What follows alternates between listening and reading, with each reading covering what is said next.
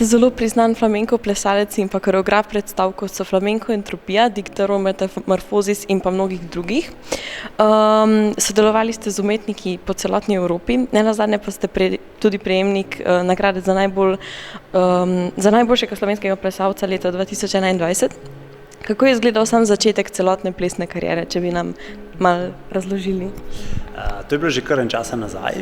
Začetek je bilo 16 let nazaj, samim flamenkom.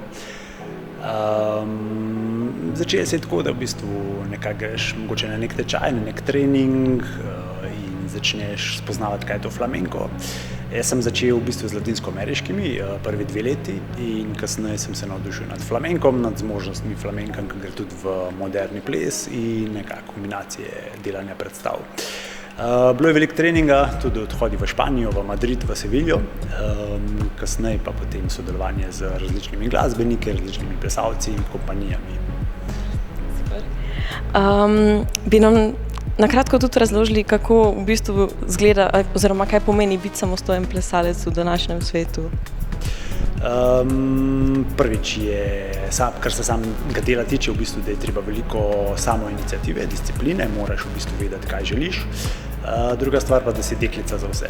Torej, da si organizator, da iščeš sam koncerte oziroma predstave.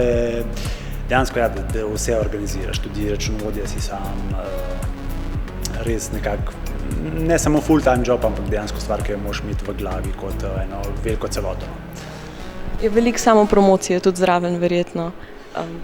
Ja, seveda, vedno je ta sama promocija, ker mora vedno biti na nek način pozitivna, v smislu ne sme biti negativna, da se preveč hvalisaš, bi rekel, ampak mora biti pametno zastavljena, veliko mreženja tudi. Je pa lepa stvar tega, da si vedno nekako dovolj svoboden, da lahko izbiraš projekte, ki so te res najbolj blizu. Danes boste z Fernandom izvedla predstavo Flamenko Entropija. Bi nam mogoče na kratko predstavili samo predstavo in pa ozadje ustvarjanja tega projekta? Midva s Fernandom sva se poznala že iz enega drugega projekta v Madridu, to je bilo pred 2019, konec 2019. In kasneje, ko je prišla epidemija, sva nekako ostala v kontaktu, če bi lahko kaj delala skupaj, kaj bi se dalo. On je v bistvu se začel ukvarjati z, reče se synthesis modular, kako je to po slovensko, modular synth, se ne znam prevesti, modularni sintetizator v bistvu. In sva najprej naredila en kratki plesni film, oziroma on je naredil glasbo, jaz sem naredil video in kasneje sva nekako videla, da v bistvu nama paše ta način delati. Jaz sem poiskal en natečaj razpis, v bistvu sredstva, to je bilo špansko kulturno ministrstvo, nam je plačala neko rezidenco, ko sva v bistvu malo probavala, kaj bi se dali in sva videla, da se nekako zelo flamenko da uporablja tudi malo bolj modern, malo bolj eksperimentalen način in sva z elektroniko predelala v bistvu zvoke mojih nog in sva videla, kaj se lahko iz tega naredi in je iz tega najprej prišla ena predstava, ki sva jo potem kasneje na ene druge rezidenci potem dala v to Entropijo. Zdaj sva v bistvu že v Madridu na 3. rezidenco naredila, ki je pa v bistvu nekaj novega delala, recimo. Ampak to, kar boste videli danes, je pa Entropija, ki je imela premiero torej 2022 v Madridu, kasneje v Ljubljani, Zagrebu, Kranju pa Štokholmu in seveda danes smo v Velenju pa v Mariboru. Super, ja, tudi na to se nekako navezuje moje naslednje vprašanje. Kaj je v bistvu največja razlika med eksperimentalnim pa med klasičnim flamenkom? Klasični, recimo, ali pa tradicionalni, kakor to poimenujemo, flamenko je pač ima neko formo, ki je del zgodovine, ki je del zgodovinskega razvoja. Ni to folklora, ampak je pač to njihov namreč nacionalen ples. To ni, ker v bistvu s temi debata flamenko iz juga Španije izvira, ampak je to dejansko kot nek ples, ki ga lahko vsaj deloma geografsko umestimo. Medtem ga eksperimentalni flamenko je pa zelo odprta stvar, ki je lahko vse. Lahko se eksperimentira s tem, kaj se dela z glasbo, kaj se dela s plesom, In to je namreč večna, ampak lahko rečem večna debata, kaj to dejansko je flamenko eksperimentalen. V bistvu vedno, ko se ti odmakneš od nečesa, kar je načeloma del tradicije, si že v eni vrsti eksperimentalen. Zdaj pač tega se lahko lotiš tako, da imaš v bistvu flamenko, kamor samo malo dodaš stvari, recimo pač še zmeraj neka oblika koncerta, ko ti majčkeno se umakneš ali zgiba, ali mogoče tudi poezijo zraven.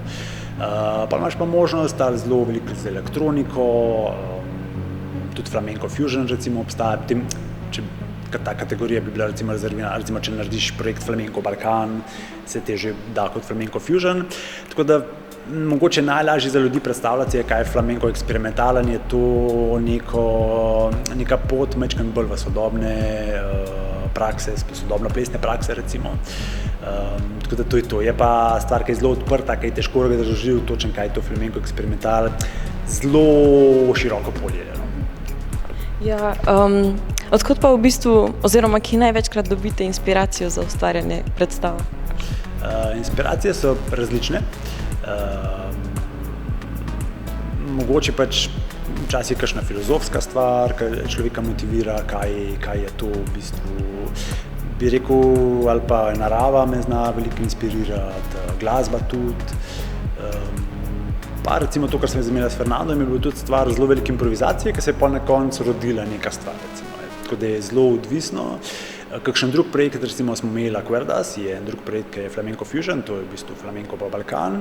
Tam smo tudi malo improvizirali s kakšnimi ritmi, z loop stationom, pa sama glasba, ki je recimo veliko bolgarske glasbe smo imeli noter, španske tradicionalne, ker recimo pa folklora španska je nekaj drugega kot flamenko recimo, čeprav je tudi povezan, ker je vedno vsaka stvar se vedno nekako, kako bi se rekel, meša. Tako da zelo različni to, recimo tudi, če gledaš neko drugo predstavo, pa je tudi mogoče eksperimentalna ali pa sodobna, pa te navdihuje to, zelo različne stvari. Super. Za konec me pa še zanima, kako sporočilo želite s Fernandom predati s to predstavo vašim obiskovalcem? Ta predstava, recimo, bi rekel, da nekako neko brezčasnost daje. Brezčasnost oziroma entropija, recimo entropija je fizikalni termin, ki v bistvu označuje količino nereda v okolju. In mogoče zavedanje v bistvu, da ta nered vedno je in da nismo v bistvu del nekega determinizma, ampak da je stvar vedno v bistvu neko randomness, neključnost. Ja, najlepša hvala.